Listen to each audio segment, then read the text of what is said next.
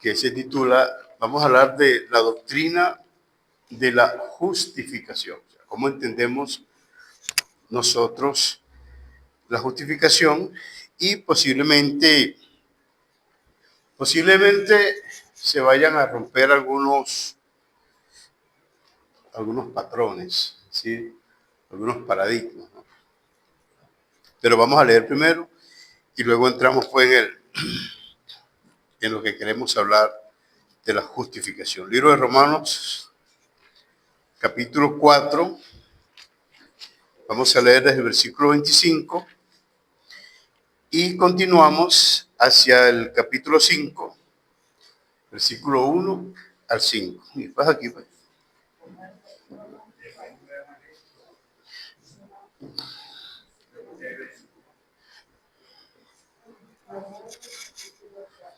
No pasa mucha fuerza. ¿Qué? ¿Qué versículo que dijo?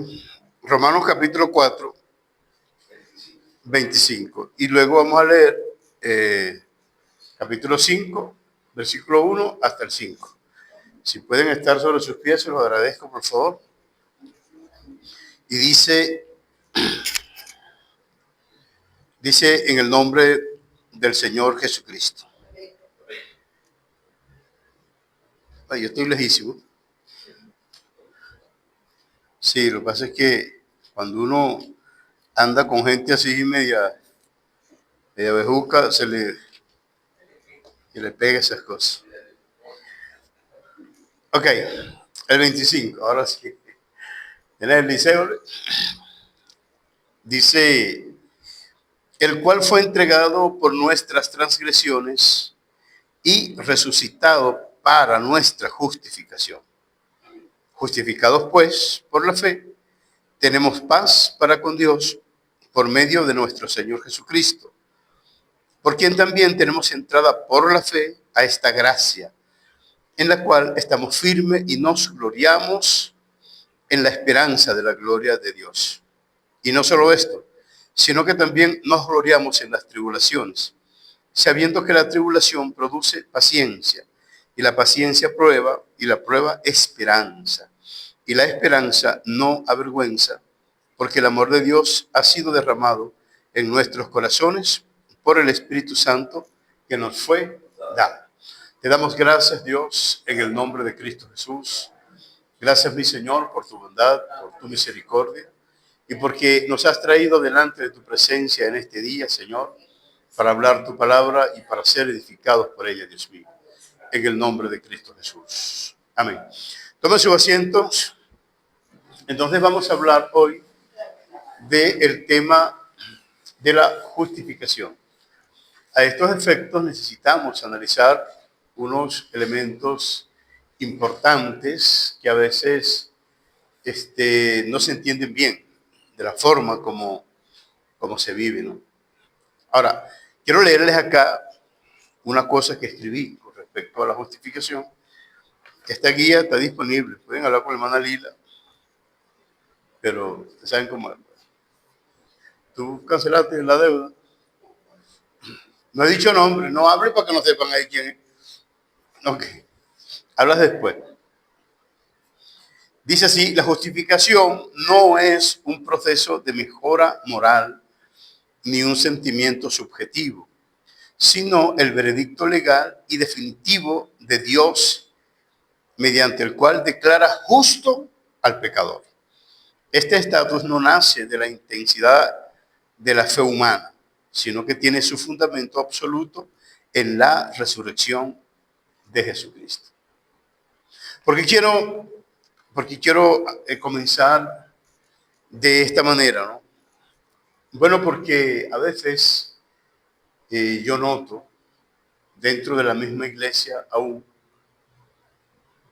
cómo la forma de tener fe que algunas personas tienen de tener fe, pareciera que la fe es una herramienta con la cual pueden luchar contra Dios. Apaga eso, por favor.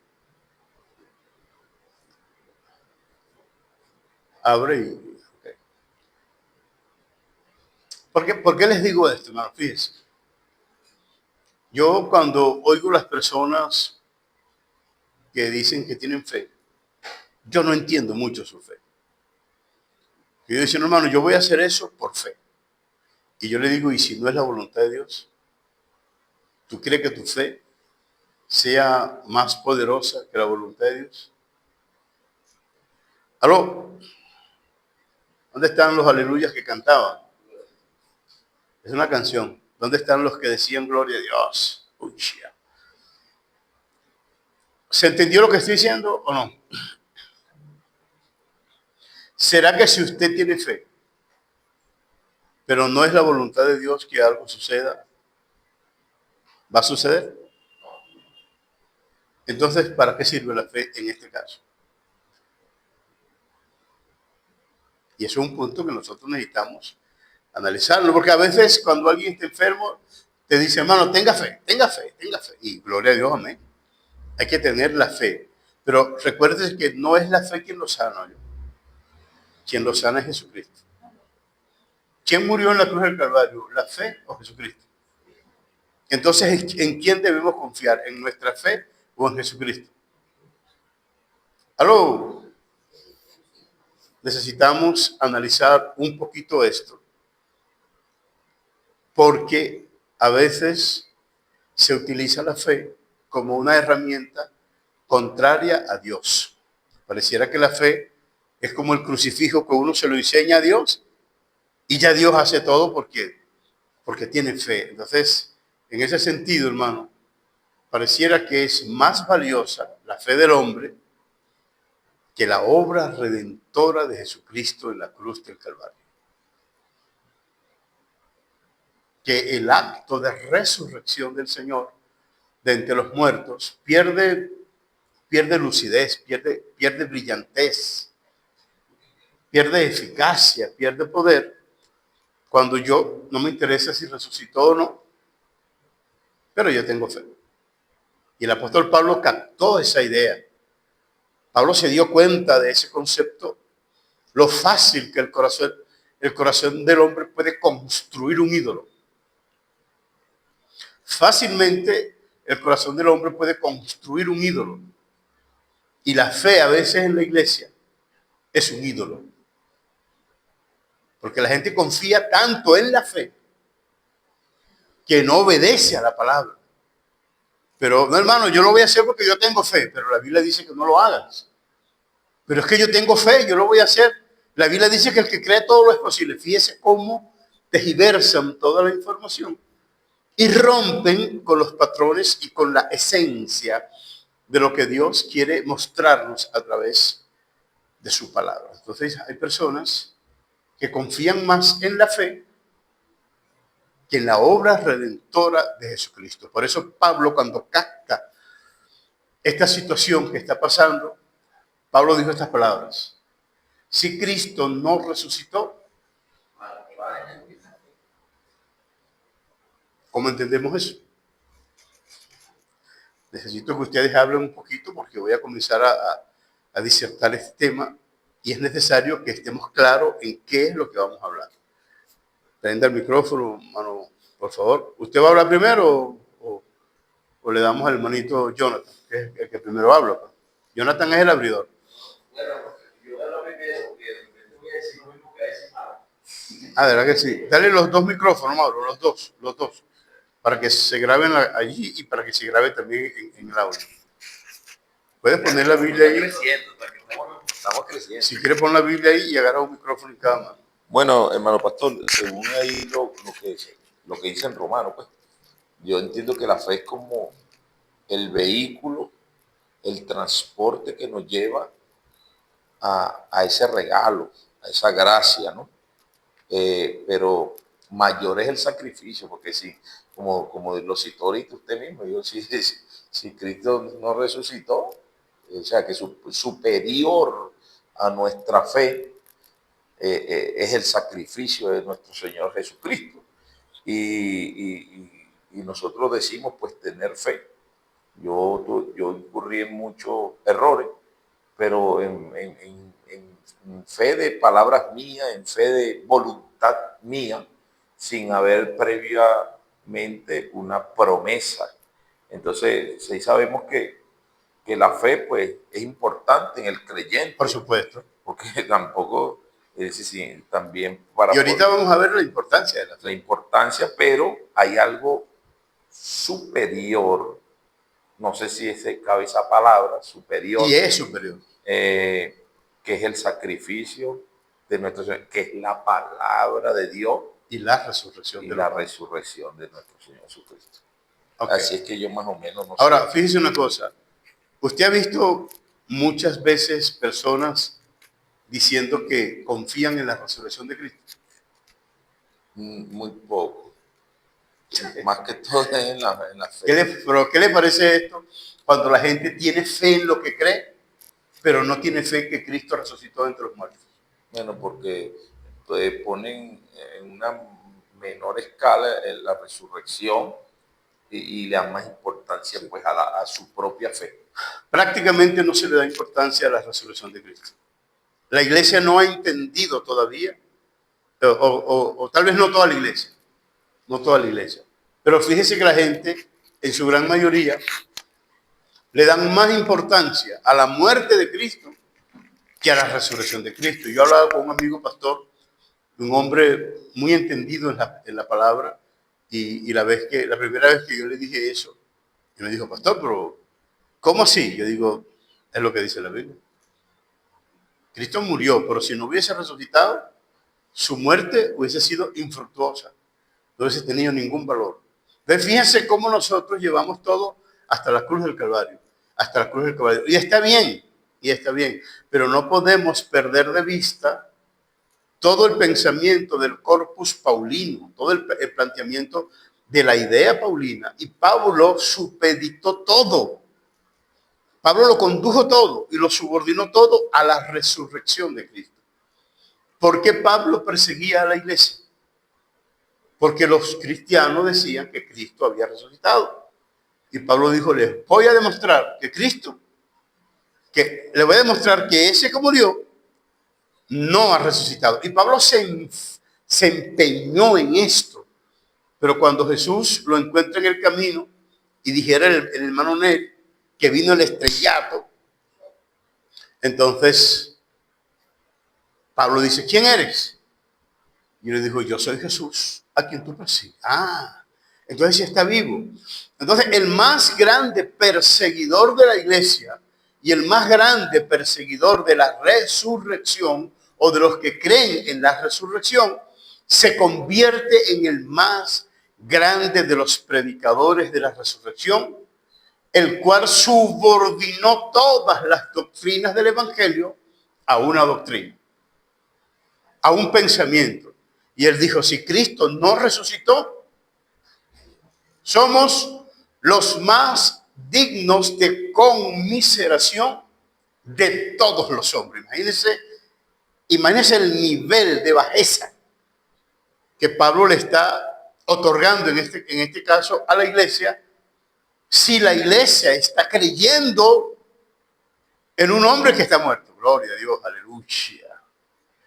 Entonces, nosotros celebramos todo. Pero es muy poco, hermanos, el predicador que usted ve hablando y tratando de explicar la resurrección de Cristo. Te explican la fe. Tienes que tener fe, como un grano de mostaza. Vamos a ver. Aleluya. En el nombre de Cristo Jesús. Decláralo. Proclámalo. Por fe, no, que tienes que tener fe. Tu fe no vale nada si Cristo no resucitó. Mi fe no vale nada si Cristo no resucitó. No que su fe no valga, su fe vale. Pero ¿quién le da valor a su fe y quién le da valor a mi fe? La resurrección de Cristo. A eso es que me estoy refiriendo. ¿Por qué? Porque se está haciendo un mal uso de la fe. Y como le recordé en estos días, un joven me decía, pastor, la fe mueve montaña. ¿Usted no cree eso? Yo digo, yo lo creo, pero todavía no he visto ni la primera montaña movida. Que la Biblia diga, Cristo no movió ninguna montaña. Los profetas tampoco movieron montañas. Y los apóstoles del Señor Jesucristo tampoco. Entonces yo digo, ¿no? Yo hago preguntas así, pues. Si no lo hicieron los apóstoles, si no lo hicieron los profetas, si no lo hizo Cristo, ¿quién podrá mover una montaña? Hermano, por fe. Entonces no tenemos fe, porque yo nunca he visto una montaña que se mueve. ¿Aló? O como hermano que vaya en el nombre de Jesucristo. Y con fe. Hermano, tú echas gasolina. Tiene que llevar plata, yo. Y pueda que sí, que Dios toque a alguien y le permita echar gasolina. Eso es posible. No vamos a dudar eso. Porque yo no digo que la fe no es válida, ni que no crea en la fe. No estoy diciendo eso. Lo que estoy diciendo es que a la fe se le está dando un valor más grande que a la obra redentora del Señor Jesucristo. Voy a preguntar, ¿me estoy explicando suficientemente bien lo que estoy diciendo o no? No les estoy diciendo que no tengan fe. No, sin fe es imposible agradar a Dios. Sin fe es imposible agradar a Dios. Así que la fe tiene su importancia, tiene su valor, tiene su escala o tiene su nivel en una escala de valores. Pero la resurrección es superior. Eso es lo que les quiero hablar. ¿Tú quieres decir algo, Mauro? Ok.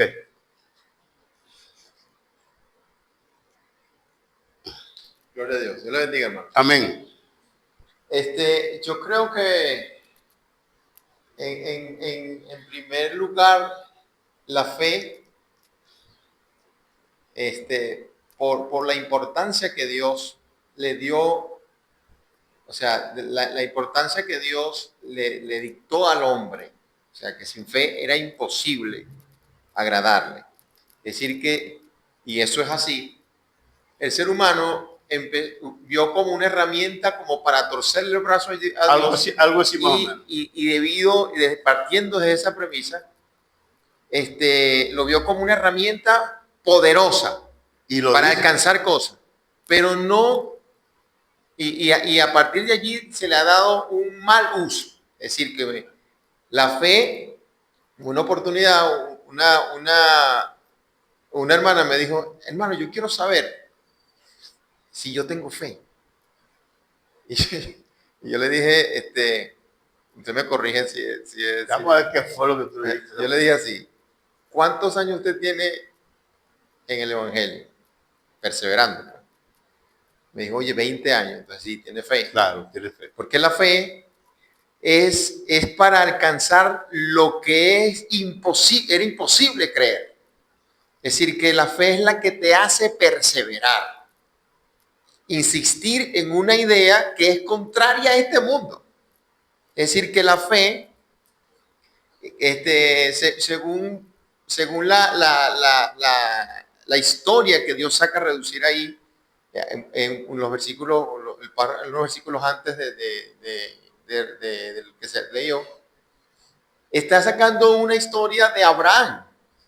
Es decir, que Abraham, ¿dónde consiste, dónde le es contada justicia a Abraham? Bueno, que él creyó que Dios le levantaría. Está muy relacionado a lo que es resurrección. ¿Le levantaría qué? Levantaría descendencia aún hasta del polvo de la tierra. Es decir, que a él no le importaba matar a su hijo porque había resurrección. O sea, Dios se iba, o sea, es decir, que su fe, no te emociones mucho. La fe del hombre llega hasta un límite y Dios lo llevó ahí. Pero ese es el punto que tocaste. Exacto. Que Abraham creyó en la resurrección. La resurrección es muy relacionado. Fíjese el punto y dice la Biblia, y su fe le fue contada por justicia. Pero su fe ¿en quién? En que Dios era capaz de resucitar a su hijo. Por eso lo ofreció, si no, no lo ofrece. ¿No? Si él no está seguro que Dios lo va a levantar, no lo ofrece. Entonces fíjese cómo verdaderamente es la fe de Abraham. Entonces, la gente dice, hermano, hay que tener fe como Abraham. Pero ¿cómo tuvo fe Abraham? Sabemos que Abraham tuvo fe, Pero lo que no tratamos de analizar es qué fue lo que produjo fe en Abraham. Eso hay que analizar. Aquí no estaba limitado Su fe, claro. Su confianza en que Dios le levantaría. Claro, Dios le hizo una promesa y él creyó fue en esa promesa. Y Abraham entendió que esa promesa no era nueva. Esa promesa viene desde Adán. Dios levantaría al hijo de la mujer que sería herido por la serpiente, moriría, y luego él se levantaría y heriría a la cabeza a la serpiente. Esa es la fe y esa es la esperanza también. Por eso la importancia de este libro de Romanos, que nos trae prácticamente todas las doctrinas del Evangelio, nos las explica y era necesario que nos las explicara. Entonces, ¿qué es la fe en este caso? Bueno, yo pudiera decir ahorita, en este momento, más allá de lo que dice la Escritura, que es verdad, yo digo, la fe es la mano vacía. La fe es la mano vacía que se extiende para tomar posesión de lo que Dios ha prometido. Para tomar posesión de la obra redentora de Cristo. Le dice, hermano, yo hago eso por fe. No. Tú haces eso porque Dios está allí presente. Porque si usted todo lo que hiciera lo logra por fe, entonces lo que yo no logré es porque no tengo fe. ¿Aló? No sé si me expliqué suficientemente. A ver, pastor, la idea que quería explicar era que Abraham creyó, dice la Biblia, contra esperanza. Correcto. O sea, es decir, que ¿cuál era la esperanza de los hombres? Bueno, era contraria a lo que Dios le estaba diciendo. Entonces, para eso es la fe. Para creer lo que es imposible creer según los hombres. Entonces, es decir, Abraham era, si vemos la vida o la circunstancia en la que estaba atravesando Abraham, era como sentarse a llorar. ¿Cómo es posible? Era totalmente contrario. Pero la fe es para ayudarte a creer en ese lugar. O sea, Y en la promesa que Dios te ha hecho. exacto. Quedarte ahí sentado y esperar que Dios responde porque Él dijo. Porque esperar en la promesa de Dios, aunque el viento y las circunstancias sean contrarias.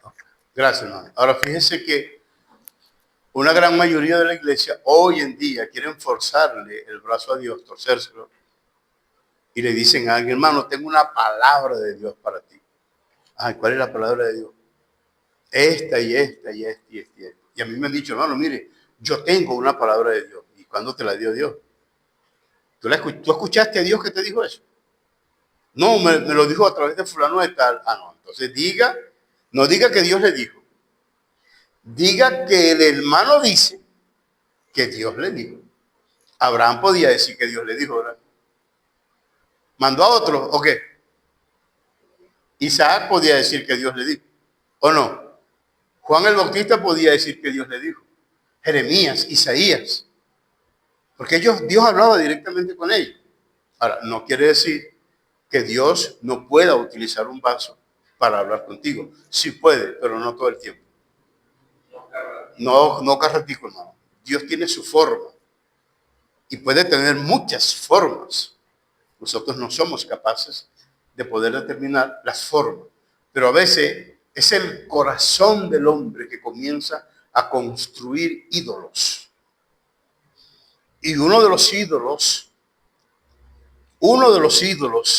en la iglesia es la fe, o algo que la gente llama fe. ¿Por qué? Porque no entiende verdaderamente lo que es la fe que habla la Biblia, la fe que la Biblia dice. Esa fe es muy difícil creerla. Porque ¿quién puede tener fe para llorar? ¿Quién puede tener fe para sufrir? ¿Quién puede usar la fe para pasar hambre?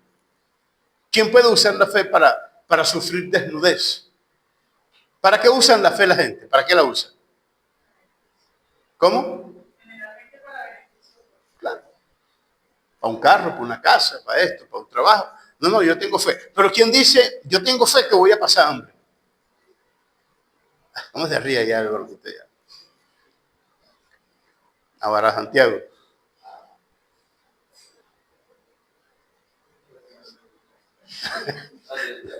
No escuché lo que dijiste, pero me imagino. Entonces, fíjense, hermano, vamos a analizar entonces, ¿por qué estoy hablando de esto? Bueno, porque voy a traer un elemento importante acá y vamos a ver un nivel distinto, o sea, que la fe tiene un nivel distinto al que por lo general nosotros podemos decir. Si usted logra las cosas porque tiene fe, entonces usted tiene de qué gloriarse. Y la fe no es para gloriarse. Todo lo contrario, dice la Biblia, es por fe. ¿Qué más dice ahí? Imagínense, para que nadie se gloríe. Pero yo siempre escucho, no hermano, aleluya, gloria a Dios. Yo tuve fe y pasó eso. A veces usted no tiene fe y las cosas pasan. Y a veces tiene fe y las cosas no pasan. Entonces, esto debemos atribuírselo a un elemento superior. Debemos atribuírselo a la gracia de Dios, a la bondad de Dios, a la misericordia de Dios. Viéndolo de esta manera, tenemos más que agradecer. Entonces, vamos a tratar de analizar el capítulo 4, el versículo 25. Fíjese que dice, vamos a leer un poquito antes para tener contexto, ¿no? Dice, por lo cual, el versículo 22, por lo cual también su fe le fue contada por justicia. Y no solamente con respecto a él se escribió que le fue contada, sino también con respecto a nosotros, a quienes será contada. Esto es a los que creemos en el que levantó de los muertos a Jesús, Señor nuestro.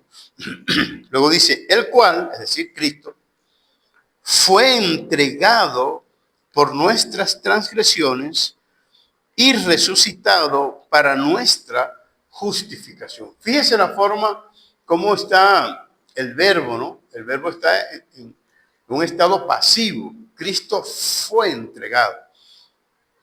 Ahí está diciendo claramente que otro lo entregó. Y no es Judas, ¿no? No fue Judas. Fue el mismo Dios que lo entregó. Dios lo dio. Pero eso dice la Biblia, de tal manera amó Dios al mundo que dio, o sea, que entregó a su Hijo para que todo aquel que en él cree no se pierda, mas tenga vida eterna. Entonces aquí dice que Cristo fue entregado por nuestras transgresiones y resucitado para nuestra justificación. Entonces, quien nos justifica no es la fe. ¿Ah? ¿Qué dice ahí que nos justifica? La resurrección de entre los muertos. Fíjese cómo a veces nosotros tenemos el valor, digo yo, de decir, bueno, hermano, yo soy justificado por fe. No. Usted no es justificado por fe. Usted es justificado por la resurrección de Jesucristo. Y entonces la fe, bueno. Versículo 1. Justificados pues, ese justificados pues significa después de haber sido justificado. Es decir, una vez que ustedes han sido justificados por la fe, tenemos paz para con Dios. Entonces, nosotros por la fe abrimos la mano y recibimos el don de la justificación. Usted no puede entrar a la presencia de Dios si no ha sido justificado. Nadie puede entrar a la presencia de Dios si no ha sido justificado, aunque tenga fe. ¿O usted cree que las personas que entraron a las bodas sin vestidos de boda tenían fe porque entraron? Pero no entraron de la forma como tenían que entrar.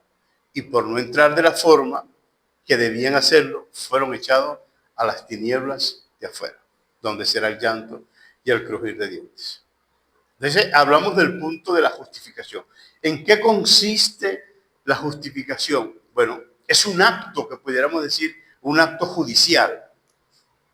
Se puede entender la justificación como un acto judicial, donde el que estaba siendo juzgado, donde el que iba a ser juzgado, donde el culpable, de manera milagrosa, de manera maravillosa, ¿ah?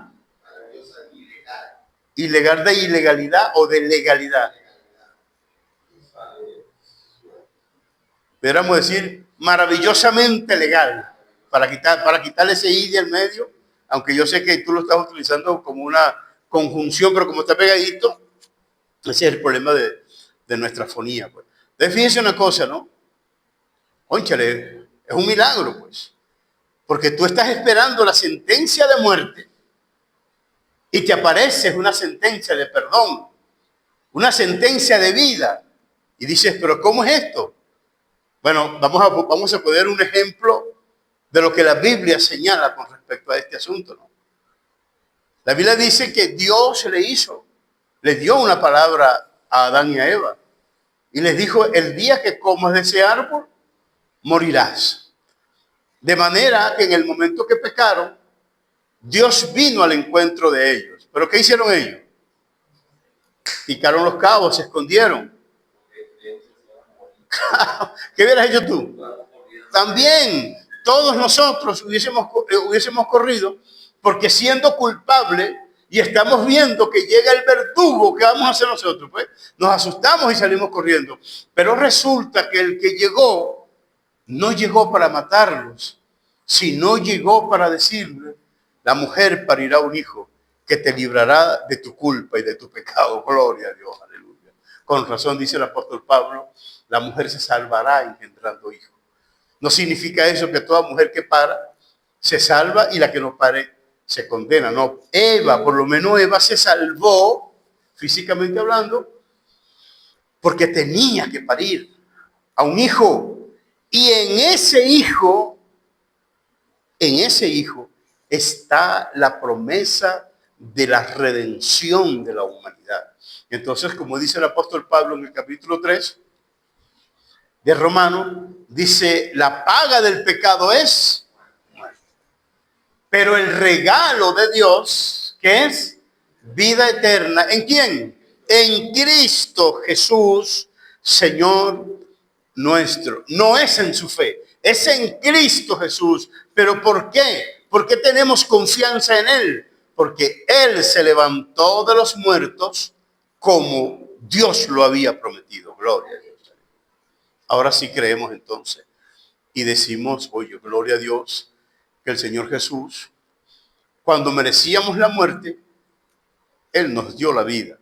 Y cuando merecíamos la condenación eterna, Él nos dio la vida eterna.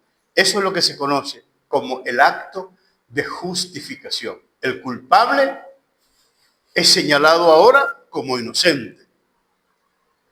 Y esto no vamos a decir que es por causa de la impunidad. No, alguien pagó. Alguien pagó. La salvación es gratuita, pero no quiere decir que no costó un precio. Claro, es gratuita para usted y para mí. Pero costó un precio. Por supuesto. Y gran precio. Muy alto. Entonces, fíjense, amados hermanos, y de verdad discúlpenme lo que yo hable de esta forma, pero es que me causa un poquito de tristeza cuando la gente confía tanto en su fe y no confía en la palabra de Dios. No leen la Biblia. No les gusta leer la Biblia porque tienen fe. Hermano, por favor, ¿quién que tenga fe no lea la Biblia? Una persona que diga que tiene fe y no lee la Biblia tendrá fe en otro, pero no en Dios. ¿Por qué? Porque la palabra de Dios está aquí. Esta es la palabra de Dios. Y ahí están sus promesas. Y esa es la forma que Dios tiene de tratar con usted y de tratar conmigo. Y a ver, bueno, hermano, yo me meto en mi reconcito y ahí Dios me revela todo. Yo digo que te revela algo, pero no todo. Ahora, si usted me dice que lee la Biblia y ora al Señor, las cosas pueden cambiar. Mi hermano, y los que no pueden leer la Biblia, bueno, ya eso es una causa mayor, ¿verdad? No pueden, pues. Pero si puedes, lo haces. Entonces, ¿en quién yo debo creer? ¿En lo que Dios ha ofrecido o en lo que yo creo? No quieren hablar la gente, están hablando ahí calladito y no quieren. ¿Qué tú quieres decir, Santiago? Micrófono, programancito, que quiere hablar. Esa no es la predicación que tú vas a dar en Cachagua, ¿verdad? Okay. 10. No, Y 10 no, en la y 10 para segunda, Caicara. en la segunda, lo que Dios ha ofrecido. Porque claro, por lo menos lo que yo estoy entendiendo ahorita es que usted nos plantea, es que nosotros por nuestra fe, no es que nosotros seamos salvos por nuestra fe, o que Dios nos justifica, o que nos justifica por nuestra fe. Porque nosotros con nuestra fe no pagamos el pecado de nuestro pecado, Correcto. sino que fue Dios, Jesús, el que pagó ese precio tan alto por nuestros pecados, no nosotros por nuestra fe, porque, o sea, como usted dice, si no fuera por Jesucristo, nada. Es así, es así. Pero fíjese, y la palabra que utiliza el apóstol Pablo ahí en Corintios, cuando dice, vana es vuestra fe, la palabra allí en griego es kenos, y kenos significa fofo, vacío, eso es lo que significa, vacío, sin nada por dentro. Cuando dice, si Cristo no resucitó, tu fe no tiene nada por dentro. O sea, es un escaparate. Me contaba un anciano una vez, ¿no? Él me contaba que en esos tiempos antiguos, un bodeguero fue a pedir un crédito en un banco. Y en mi mente yo comencé a visualizar, pues. Y él dice que el bodeguero puso en sus estantes, en sus armarios, todo distinto a lo que es hoy. Y en aquel tiempo había muchos perolitos de leche y de cuestión así. Y los bodegueros la ponían así bastante, pero como para llenar espacio. Y esas supuestamente a veces estaban llenos de leche, de caramelo, de azúcar, de broma, muchas cosas. Los que tienen un poquito más de tiempo y que vivieron en los pueblos como yo, saben lo que es eso. Una bodega con un mostrador al frente, ¿cómo se ríe Luis? Un mostrador al frente larguísimo y atrás una estantería con esa cantidad de peroles. ¿Ustedes se acuerdan de eso? Hace falta una foto, ¿vale? De allá, de la bodega de Tobías Garaterol, me acuerdo del señor Tobías ya, y bueno, otros muchos pues tenían eso. Pero me acuerdo de Tobías. Entonces, ese hermano, ese anciano decía que del banco mandaron a alguien para que fuera a revisar cómo era la bodega. Por supuesto, el hombre puso un poco de perolitos en el estante y usted sabe, cosa de que el hermano poniéndole un poquito de drama a la cuestión. Sí, dice que el banquero llevó un poco de piedrita en el bolsillo, sí, un poco de piedrita, y mientras estaban hablando, hacía así, y la perolita sonaba, ¡pi! Y decía, estaba así. ¿Para qué le daba la otra? Estaba así. Y así le fue dando a cada uno, y cuando llegaron le dijeron, no le vamos a poder dar crédito. Porque todo estaba vacío, hermano. A veces hay tantos hombres y tantas mujeres en la iglesia que dicen tener fe y por no creer lo que está escrito en su palabra, están vacíos por dentro, porque creen es en el producto de la imaginación de su corazón y no nos damos cuenta a veces que nuestro corazón es muy hábil para construir ídolos. ¿Y cómo queremos solucionar el problema? A decir, hermano, pero yo tengo fe. Yo tengo fe. ¿Cuántos hombres y cuántas mujeres hay en las iglesias frustrados porque alguien les dio una promesa y esa promesa no se cumple? Y ellos esperan y esperan y esperan y esperan y nunca va a pasar nada. Se van a morir así porque quien les habló no fue Dios, fue el hombre. Ahora, la palabra está aquí, la tenemos aquí en nuestras manos, pero no queremos leerla. Y aquí está la solución, en la Biblia. Entonces parecemos ese poque perolitos en el estante y viene tac, tac, tac, tac, como decía la otra, televen, mataera. Entonces yo digo, esa forma de creer deja el corazón del hombre vacío, deja el corazón de la mujer vacía, porque pusieron su fe en la imaginación de su cabeza, en la imaginación de su corazón. Y como se les enseñó que si lo crees, lo crees, lo crees, lo proclamas, lo declaras, lo arrebatas y yo no sé qué más. ¿Ah? Yo no dije decreta ahorita. Declara, ¿qué más dije yo? Proclama, decreta. Y si nada, si no puedes ni declarar, entonces arrebátalo. ¿Ah? Entonces, esas iglesias están llenas de hombres y de mujeres. Hay que mandar al banquero ese con el poque piedrita para ver. Si no lo repites 30 veces. Y te lo mandan por WhatsApp. Entonces, ajá. Pensar que esto estamos en presencia de una fe satánica. Bueno, voy a decir. Digo yo esto, ¿no? Ajá. Porque Satánica está como muy dura. tenemos como una guerra espiritual, ¿no? Sí, y sí, entendemos claro. que hay un enemigo que trabaja todos los días, no deja de trabajar. Mm. Y es una forma fácil de alguna persona perderse teniendo ese tipo de fe. Porque ciertamente este tipo de fe que no tiene respaldo por la resurrección del Señor Jesucristo le da poder al hombre.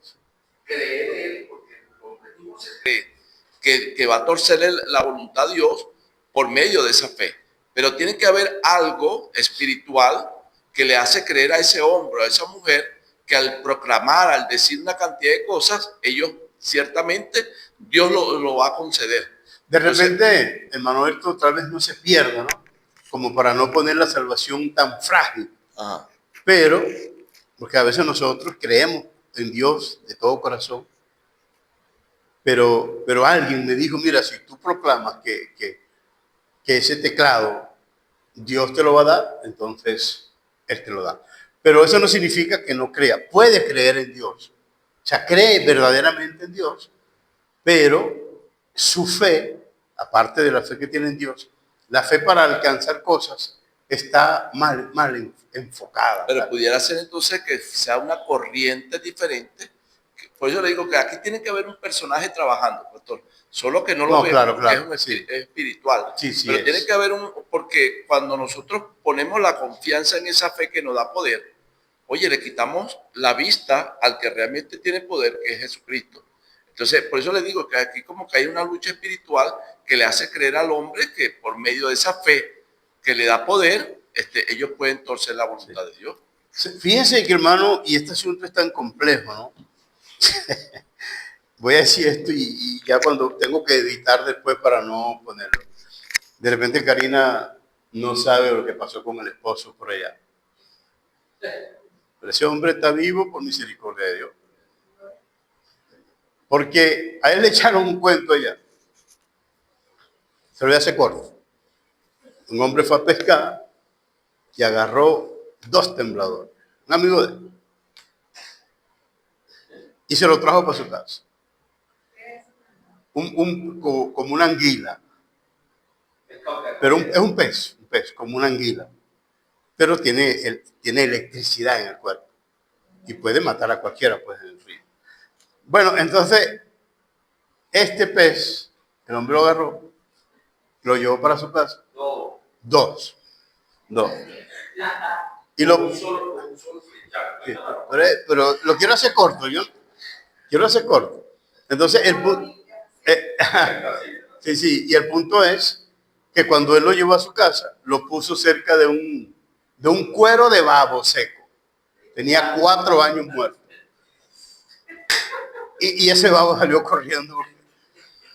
Yo dije, cuncha. Yo me quedé calladito, hermano. Yo no quise hablar porque tuve una fe demasiado grande, dije yo. Me quedé así hecho lo moñame. Pero usted sabe cómo yo era tan medio salido. Y Jonathan le dijo, 4 años o 2 días. Caramba, hermano.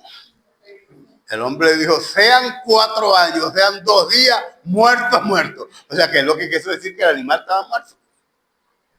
Y yo me quedé callado. Yo le dije, más bien, caramba, Jonathan, tú no entiendes lo que me estás diciendo. No entiende. Yo dije, no voy a hablar más porque el hombre puede morir aquí. Entonces, fíjense una cosa, hermano. Diré yo que esto es mentira, que esto es verdad. No sé, pero yo me quedé mascando el freno así, ¿no? Y yo digo, ¿y usted no cree que esa forma de imaginación tan prolífica dentro de nosotros, hermano, es capaz de hacernos sentir cosas que no son? Le voy a contar algo, hermano. Esto me pasó a mí y yo me arrepiento de eso y me avergüenzo de eso. Pero se los voy a contar. Se los voy a contar, hermano. Cuando yo estaba recién casado, un sobrino mío cae enfermo, un tumor en la cabeza. Y yo era en ese tiempo un pentecostal de chispa, candela y fuego. Y vi muchos milagros, hermano, en mi ministerio. Vi muchos milagros, de verdad. La gloria es del Señor.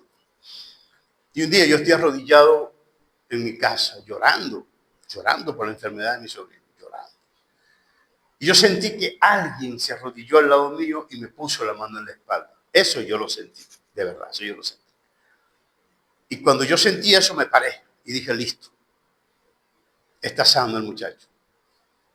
Yo dije, era Dios, está sano. Y llamé, hermano, para Oriente. Y le dije a mi hermano, el muchacho está sano. Ya Dios me dijo, Dios no me dijo nada. Y le dije al papá del muchacho, el muchacho está sano.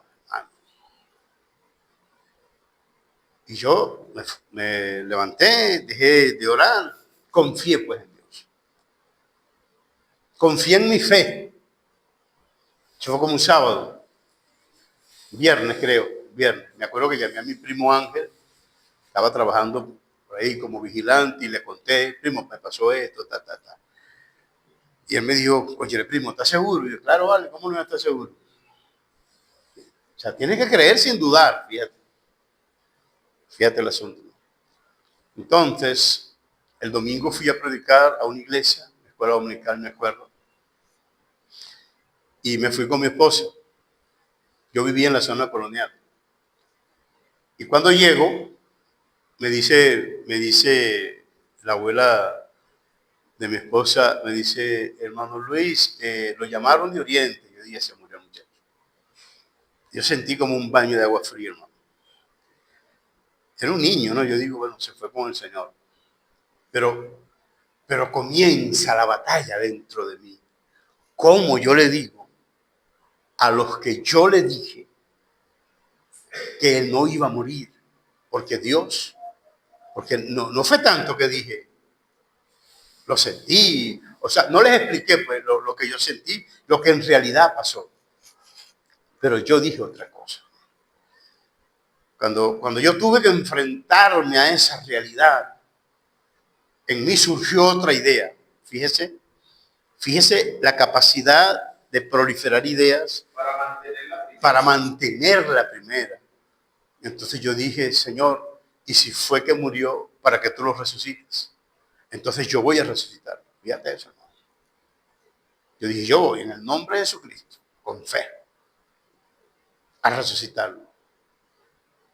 Pero cuando llego allá y veo al muchacho en la urna, yo sentí, la gente me veía y o sea, yo no encontraba cómo dar respuesta. Y yo dije, bueno, Señor, asumo mi barranco, asumo mi derrota. Le pedí perdón a las personas. Le hablé. Y cuando regresé de allá, dije, nunca más voy a decir, Dios me dijo. Y aunque sea Dios que me dijo, yo voy a tratar de mantener cordura hasta que yo esté completamente seguro que es Dios. Eso hace 33 años, hermano. De una manera tan dura que aprendí esto. de una manera tan cruel que yo aprendí que con la fe no se manipula a Dios. Y usted me puede decir, oye, pastor, usted no puede decir nada. No, lo estoy diciendo desde mi experiencia. No le estoy diciendo lo que le pasó a otro, estoy diciendo lo que me pasó a mí. Y como se lo dije al principio, para vergüenza mía, lo digo. Pero eso me ayudó, pues. Eso me ayudó como que a rectificar, a ser más prudente en mis palabras.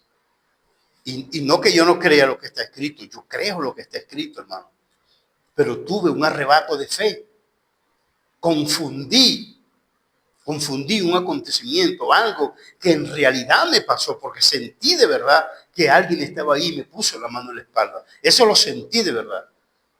Y sentí tanta fe y tanta esperanza en ese momento, bueno, que me embriagué de ella y dije lo que no tenía que decir. La cosa es que yo se lo cuente ahora y otra cosa es haber vivido esa experiencia tan negra, tan difícil en mi vida. Y glorifico a Dios que me hizo ser un hombre más comedido, más prudente en lo que voy a decir. Y en el camino, ¿no? Uno va cometiendo muchos errores, pero también va aprendiendo, por supuesto. Cuando quiere aprender. Porque me acuerdo que alguien me dijo, Dios me dijo que fulana de tal va a ser mi esposa, se va a casar conmigo. ¿Estás seguro, hermano, que fue Dios? Fue Dios, hermano. ¿Quién más va a ser? Y casi muero yo en ese día. Entonces, como al año se casó la muchacha con otro hombre. Y yo le dije, concha, hermano, ¿qué pasó aquí? Y ve lo que me dijo después. Él me lo dijo. O sea que entonces Dios es un mentiroso. Hay personas que no son capaces de asumir que se equivocaron. No reconocen su error. Y le echarán la culpa a Dios. Y yo digo, bueno, se puede cometer errores. ¿Quién no los comete? Pero hay que tener la valentía después para decir, me equivoqué, hermano. Me equivoqué, no fue Dios, fui yo el que hablé. Producto de mi imaginación, de mi deseo, de mi voluntad. Esto es una máquina de construir pensamientos, de construir ídolos y tantas cosas que decimos que Dios me dijo y no fue Dios. Y siempre me acuerdo de aquel gran hombre, gran predicador, un gran predicador que fue un hombre usado grandemente por Dios. Este hermano Gigi Ávila, cuando dijo, Dios me dijo que yo no me iba a morir, sino que yo me iba en el levantamiento de la iglesia. Hermano, eso yo lo escuché con estos oídos, yo lo escuché, yo estaba presente. Se murió. Yo no paso a creer que él lo dijo con la intención de mentir. Se equivocó. Tuvo un sentimiento, una idea, y él creyó que era Dios. Así que es mejor confiar en lo que está escrito a confiar en lo que hay en tu mente, lo que hay en tu cabeza, lo que hay en tu corazón. Por eso dice la Biblia, fíate de Jehová de todo tu corazón y no te apoyes en tu propia prudencia. Entonces, fíjese el punto acá con respecto a la justificación que yo logro entender y digo, yo soy salvo no porque tengo fe. Yo soy salvo porque Jesucristo se entregó por mí, murió por mis pecados, por mis transgresiones y resucitó para mi justificación. Entonces, fue resucitado, dice en pasivo, fue resucitado. Fue entregado por mis transgresiones. Y fue resucitado para mi justificación. Entonces dice, justificados pues, pero ese capítulo 5 es la continuidad del 4. Después de haber sido justificado, entonces sí actúa la fe. ¿Cómo? ¿Cómo actúa la fe? La fe te ayuda a creer que eso pasó. Pero no es la fe que te salva. La fe te ayuda a creer que eres salvo. La fe es la mano vacía que recibe la promesa, que la toma. La fe es la mano que abre la puerta después para llevarte a la presencia de Dios. Pero nada de eso puede pasar si antes Cristo no resucitó y si antes no hemos sido justificados. No sé si me estoy explicando suficientemente, hermano. ¿Cómo lo están viendo ustedes? ¿Ah? ¿Lo estás entendiendo? Gracias a Dios. Hermana Nesli quiere decir algo, denle 2 micrófonos o 3, para que se escuche bien. Agarra el micrófono porque necesitamos... Ya. Luego quedan vacíos ahí. Entonces la gente dice, ¿qué fue lo que dijeron ahí? No quiso hablar. Bueno, la fe la puedo entender como la herramienta para reconocer el sacrificio de Jesucristo y eso nos da paz. Correcto. O sea, la fe es la herramienta para sentir paz en que eso ya ocurrió. Eso nos permite creer que tenemos paz con Dios porque alguien pagó por mi pecado. Correcto. Esa es la idea. Ahora, fíjese la palabra del apóstol Pablo, ¿no?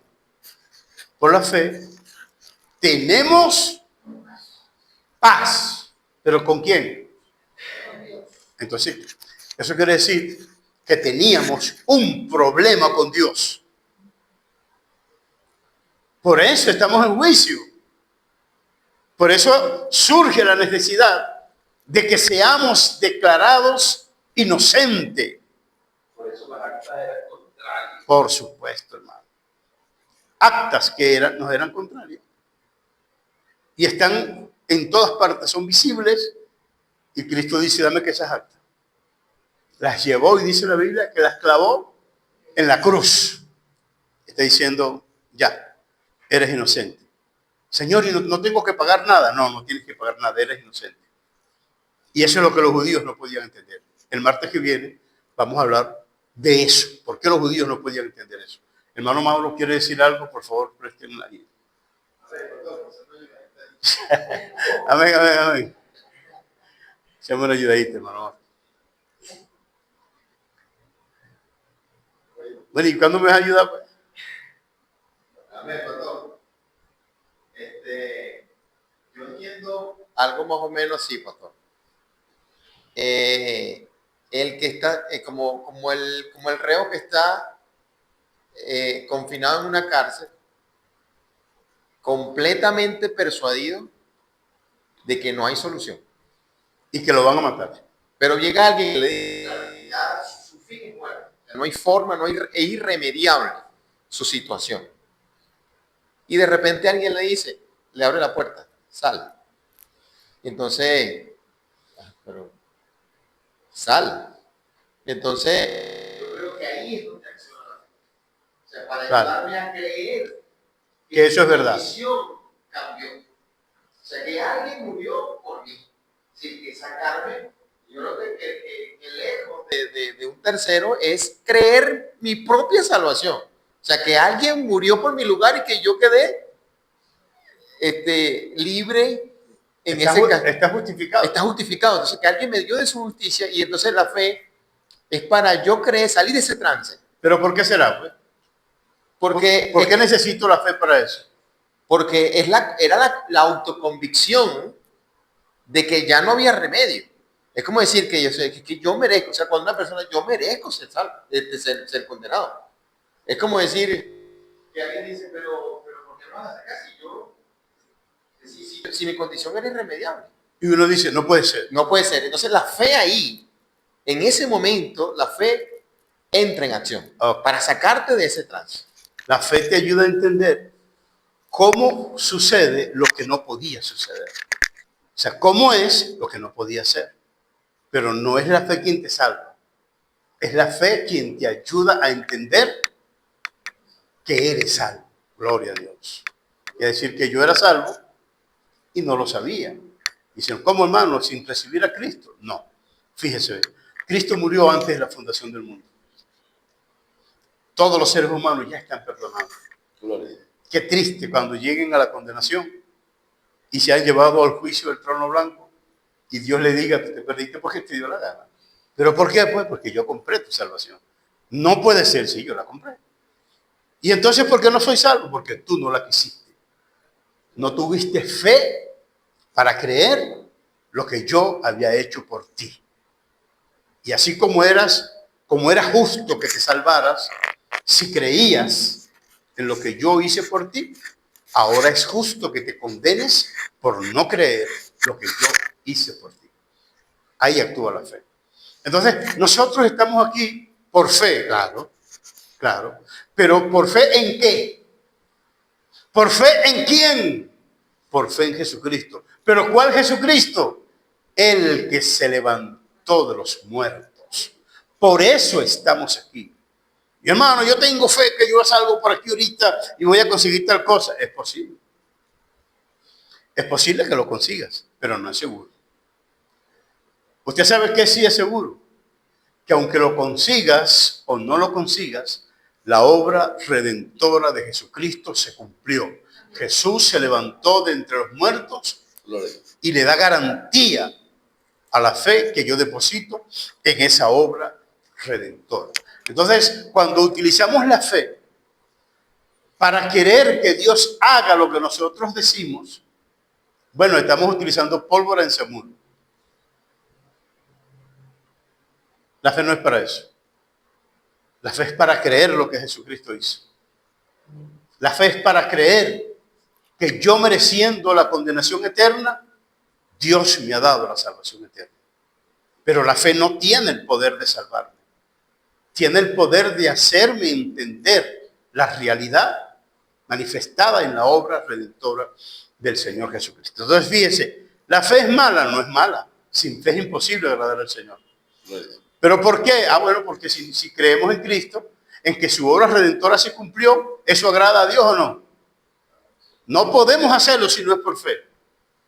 Pero no podemos tener fe si algo no se ha revelado, si algo no se ha manifestado. Entonces, amado hermano, que en la escala de valores, lo más importante no es la fe. ¿Qué es? La resurrección de entre los muertos. La resurrección de Cristo. Y allí reposa toda nuestra fe y toda nuestra esperanza. Por eso dice la Biblia, entonces, que nuestro trabajo no es. ¿Por qué? Porque hemos creído en alguien que dijo que iba a morir y que iba a resucitar y que efectivamente murió y resucitó. Creemos en él. Por eso todo lo que hablamos y predicamos podemos decirle al mundo entero con confianza y con seguridad: nuestro trabajo en el Señor no es en vano. ¿Por qué? Porque Cristo está vivo. Bendito sea el nombre del Señor Jesucristo. Entonces, dentro de esta perspectiva, necesitamos hacer una escala de valores. ¿Qué es, en este caso, en nuestra doctrina? ¿Qué es lo más importante? Bueno, la resurrección de los muertos. ¿Por qué? Porque si Cristo no resucitó, nuestra fe es vana. Y dice, y no solamente dice que es vana, dice, aún estamos en nuestros delitos y en nuestros pecados. Y no solamente dice eso, sino que dice también, somos los más dignos de conmiseración de todos los hombres. Entonces, si Cristo no resucitó, nuestra fe es vana. Aún estamos en nuestros delitos, en nuestros pecados. Y de pasapalo, somos los más dignos de conmiseración de todos los hombres, porque estamos creyendo y estamos diciendo que uno que está muerto está vivo. Y Jesucristo no está muerto. Como dice el hermano Jonathan, pero tú no le dejas, tú está vacía.